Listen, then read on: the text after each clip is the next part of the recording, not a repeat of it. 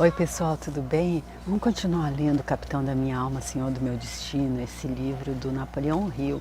O Napoleão Hill, que é então aquele autor também do livro Pense em Riqueza, um dos maiores best-sellers nessa área da busca para encontrar o sucesso, para viver na abundância e na prosperidade em todos os setores, e também do livro Mais Esperto que o Diabo. Eu fiz os dois também aqui no canal, deixo a série aqui na playlist se você quiser ver. E o Napoleão Hill, então, para que a gente conheça um pouco dele, talvez você esteja vendo esse seja o primeiro, porque eu repito isso em todos os vídeos. Ele nasceu na pobreza, em uma cabana de madeira de um só cômodo, nas montanhas do sudoeste da Virgínia, nos Estados Unidos. E aí, depois, ele reverteu essa situação dele de ter vindo em uma condição que talvez desfavorável para viver essa realidade temporariamente humana aqui. Ele reverteu isso aceitando um convite do Andrew Carnegie, ou talvez o Andrew tenha uma sugestão do Andrew Carnegie, que era aquele magnata do aço, que sugeriu a ele fazer um estudo entre as pessoas mais bem-sucedidas e entre as pessoas que fracassaram, e está então traçando a filosofia do sucesso. Mas ele disse ao Napoleão que ele não conseguiria, não teria os louros, não colheria os louros, não se ficaria rico durante o tempo que ele estivesse fazendo o trabalho. Ao contrário, ele teria que trabalhar para se sustentar. Porém, depois ele alcançou pleno sucesso. Por quê? Porque ele pegou a lição aprendida nesse tempo de pesquisa que ele fez, reduziu a princípios básicos e organizou esses princípios em uma filosofia de realização pessoal que pode ser usada por qualquer um como um guia para criar o próprio sucesso. E a tecla que o Napoleão Hill bate nesse livro e também nos anteriores é que tudo passa pelo mental. Como diz as leis herméticas, o universo é mental. Então, a primeira lei do hermetismo é o mentalismo, ou seja, tudo está acontecendo na mente de Deus. E a nossa realidade também acontece primeiro na nossa mente, depois ela passa a ser atualizada na nossa realidade. Então, ele está explicando aqui que se a gente tiver conhecer e aplicar os conceitos da visão criativa, do pensamento organizado e da atenção controlada, nós vamos então estar dominando a nossa mente, nós vamos pensar de modo criativo, organizado e atento, e assim as nossas ações nos levarão à vitória, porque tudo começa pelo pensamento, passa então pelo sentimento, se transforma em uma emoção e depois se transforma em ação. Então nós vimos já o primeiro capítulo e agora a gente está no segundo capítulo, que é o capítulo Pensamento Organizado. E ele, antes desse capítulo, ele fez uma introdução a esse capítulo, onde ele disse que ele não conhece ninguém. Ele diz, não é exagero dizer que se você dominar esse capítulo, terá uma filosofia suficiente para a solução de praticamente todos os problemas da vida. Isso não é o que a gente está buscando? Olha que promessa! Mas ele disse também que pode ser que a gente não capte tudo que ele está tentando passar nesse capítulo de uma só vez. Ele disse, como ele falou também ali no livro Pense em Riqueza, que é necessário estar se fazendo aquela prova de resistência, né, de persistência, que ele traz como sendo muito importante também em tudo que a gente vai fazer. Ele traz o exemplo de Thomas Edison, que fracassou mais de 10 mil vezes antes de encontrar o sucesso, e ele diz que nesse caso, porque a gente esteja realmente compreendendo tudo que ele está passando aqui, que talvez nós devamos ler, talvez não, que nós devemos ler ou ver o vídeo mais de uma vez. E aqui então, no último vídeo, ele terminou trazendo um poeminha aqui, uma estrofe, ou quatro frases aqui que formam uma estrofe, né? É isso? Formam um verso aqui de um poema, que é uma pessoa um estudante da filosofia dele, descobriu recentemente como se apoderar da própria mente por meio da organização do poder mental. E aí então ele mandou essa forma de agradecimento. Agradeço a Deus por desembaraçar a emaranhada meada da minha vida, assim libertando minha mente para sempre de todas as formas de medo e dúvida. E ele disse que uma das coisas que nós iríamos ganhar lendo, entendendo as lições desse livro, seria a autoconfiança. Eu estou tentando afastar a galinha para ela não balançar a câmera, mas ela está irredutível ali, afinal ela está na casa dela. Eu que instalei o meu estúdio aqui no galinheiro. Então, vamos continuar, gente. Realmente, a mente que foi dominada pela autodisciplina por meio da apropriada organização dos departamentos da mente pode ser libertada para sempre de todas as formas de medo e dúvida. Ele então dizendo que a pessoa que escreveu esse verso, ela com certeza estava dizendo uma coisa que é possível. Pois a mente que foi dominada pela autodisciplina, por meio da apropriada organização dos departamentos da mente, pode ser libertada para sempre de todas as formas de medo e dúvida.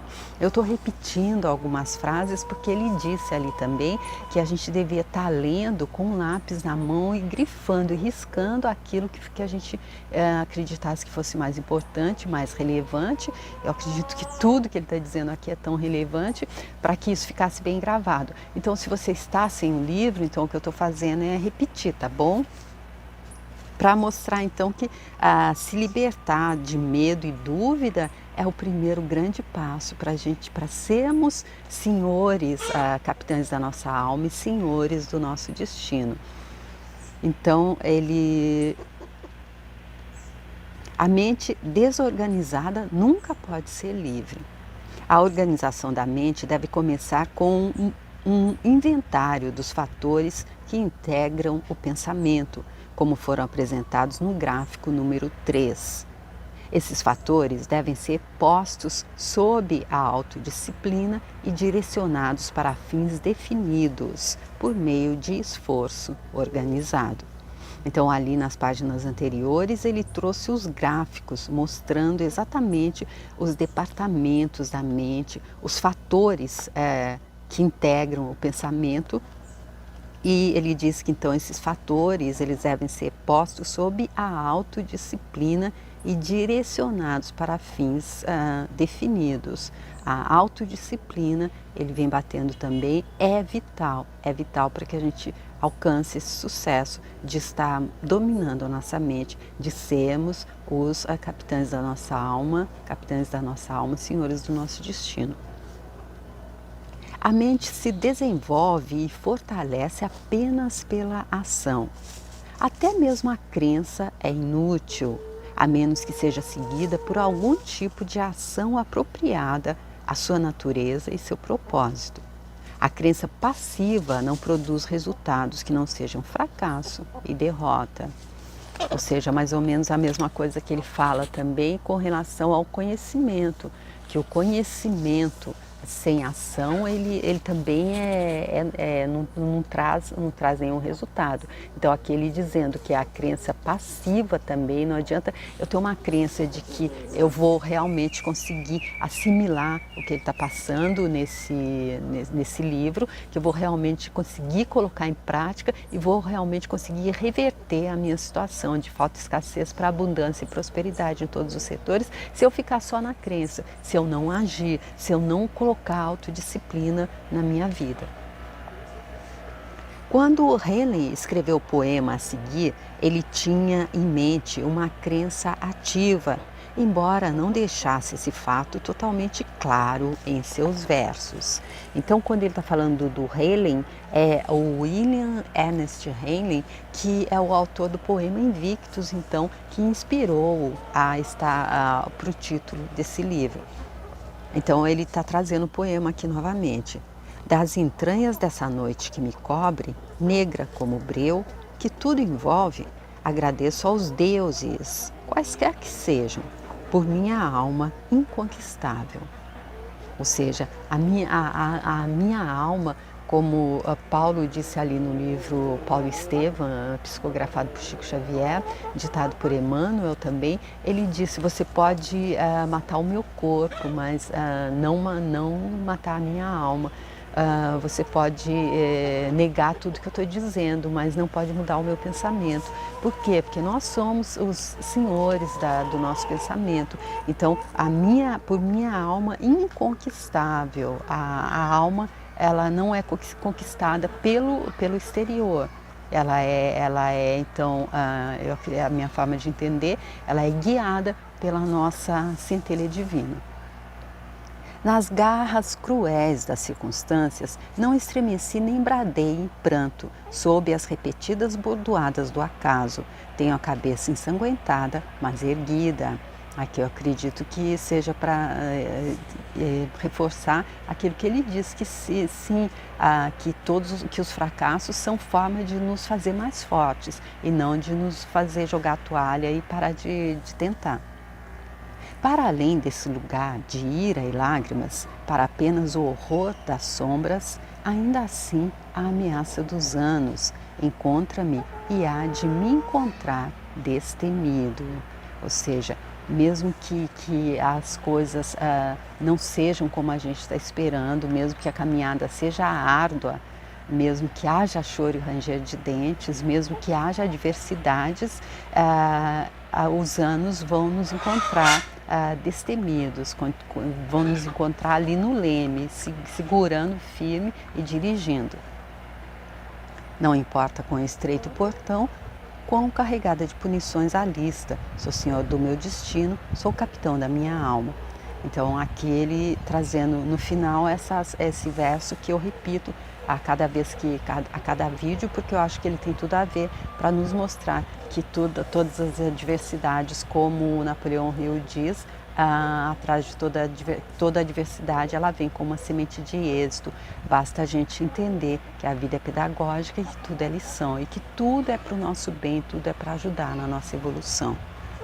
Sim, o indivíduo pode se tornar o capitão da sua alma se ele se apoderar da própria mente, organizá-la e, andando humildemente perante Deus, expressá-la na forma de esforço organizado, calcado em definição de objetivo. Então aí ele dizendo como é que se faz, trazendo passo a passo, e tudo isso deve ser calcado em definição de objetivo. Há que se saber para onde está querendo chegar, para onde está querendo ir, onde se quer chegar. Que pena a Hayley não ter acrescentado mais uma estrofe, tornando isso claro. E esse é um privilégio que o Criador deu a cada ser humano. Para enfatizar as grandes possibilidades desse privilégio, ele foi selecionado e transformado num único privilégio sobre o qual qualquer ser humano tem total controle.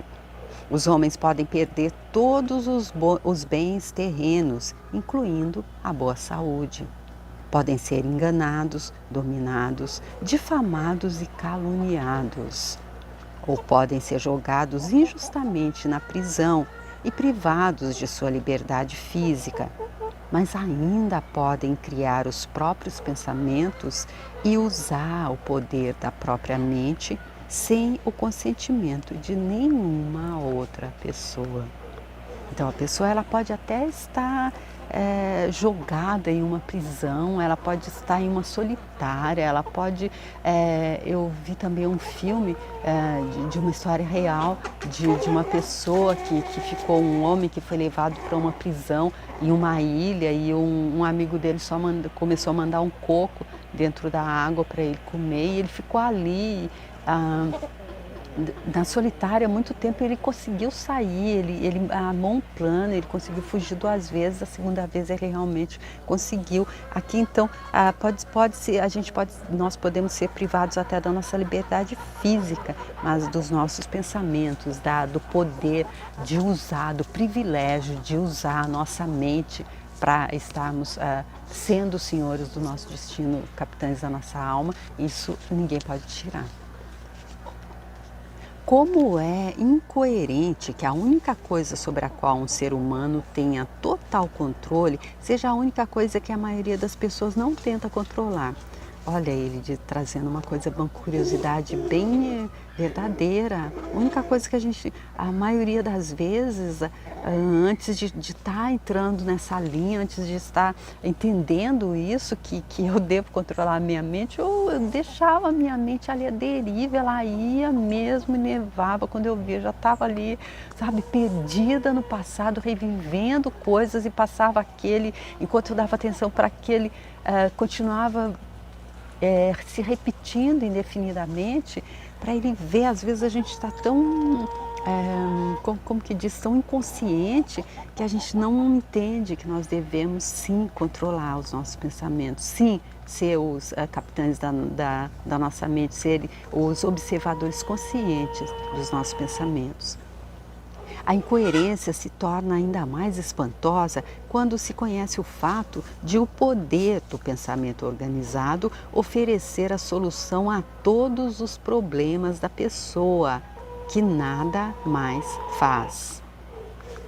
Olha, gente, que incrível. Então, se a gente entende que o poder do pensamento organizado, que o poder de estarmos no comando da nossa mente vai nos trazer, é um poder que traz a solução para todos os problemas. Aí a gente não precisa fazer mais nada. A gente controla o nosso mental e a nossa centelha divina nos guia, nos mostra o caminho. Teste esta afirmação em qualquer circunstância da sua vida que escolher e observe como é precisa.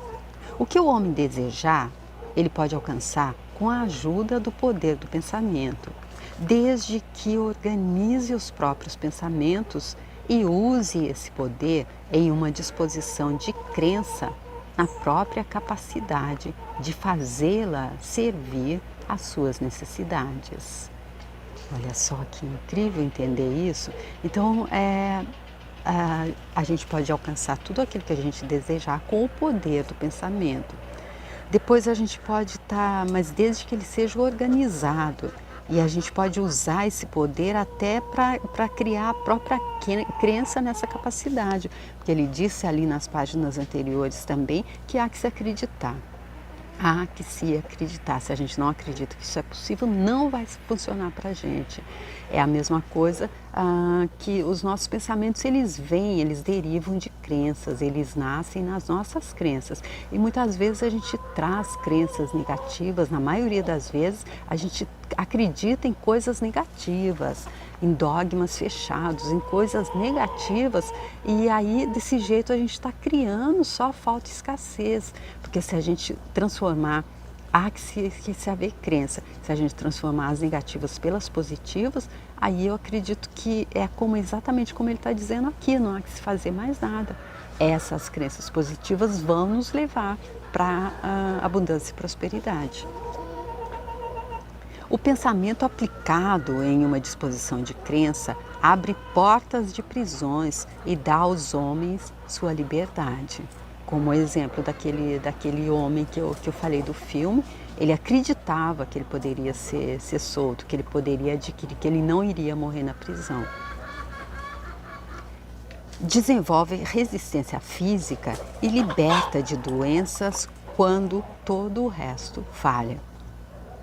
Derrota a pobreza com a opulência.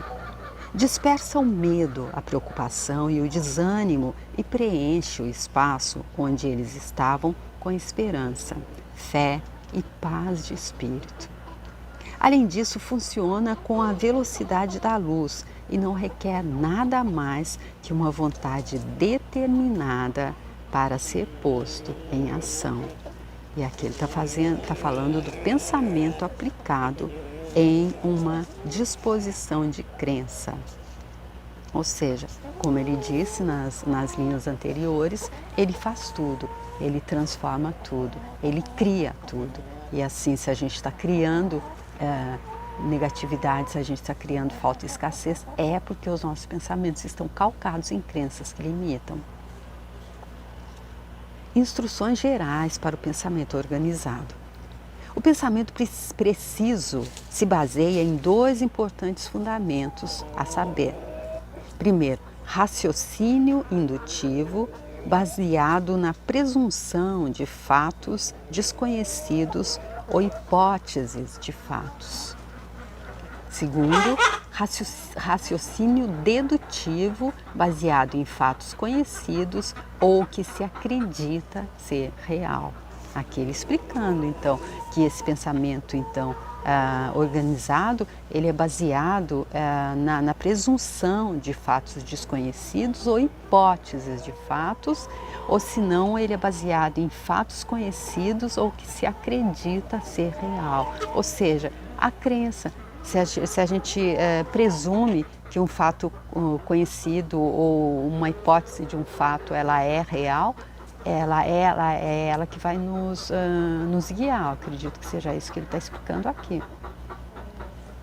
Como expressei antes, há 2 passos importantes necessários ao pensamento preciso. Primeiro, é necessário separar fatos de simples ficção, opiniões e boatos. Segundo, é preciso separar os fatos em 2 categorias importantes. Segundo, é preciso separar os fatos em 2 categorias, importantes e sem importância. Um fato importante é qualquer acontecimento que possa ser usado para alcançar metas e objetivos.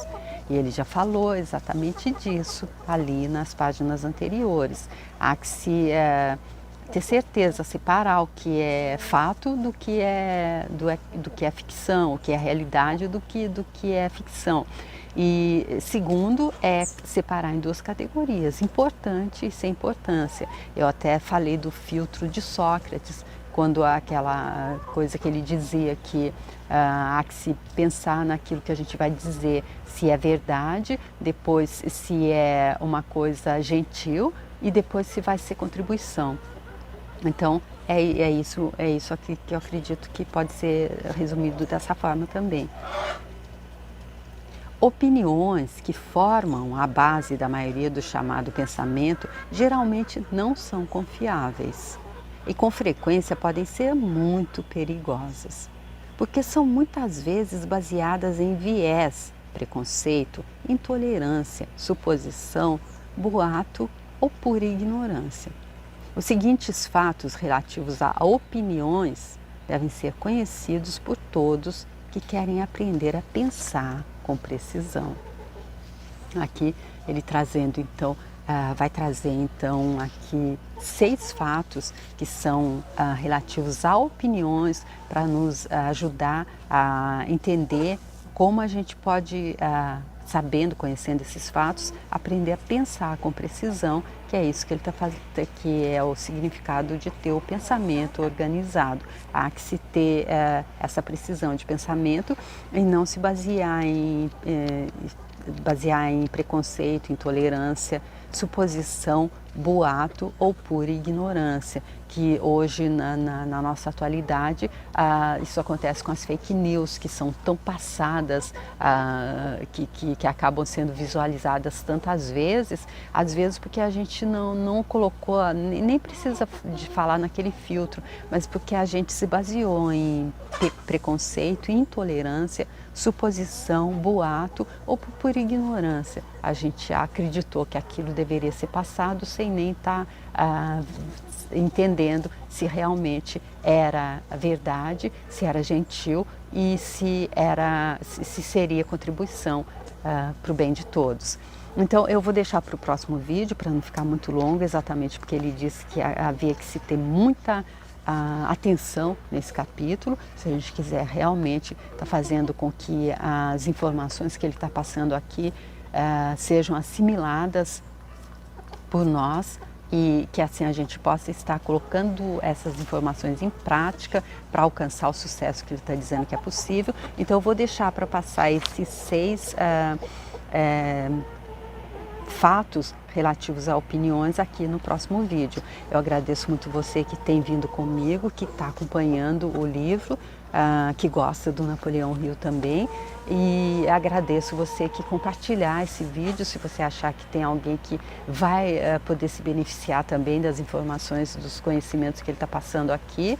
Se você quiser curtir, deixar sua curtida, mandar uma mensagem, se você quiser se inscrever no canal, eu tenho lá os outros livros dele, que são o Pense e Enriqueça e O Mais Esperto que o Diabo, e tenho também outros livros de outros autores, como por exemplo do Spencer Johnson, que é o Picos e Vales, que ele fala exatamente isso, que enquanto a gente não tiver, não exatamente isso, mas é isso que dá para entender, enquanto a gente não tiver o nosso pensamento organizado, enquanto a gente não for capitães da nossa alma e senhores do nosso destino, a gente vai sempre estar indo do pico para o vale, do pico para o vale, sem, já que o objetivo nessa vida é ficar no equilíbrio.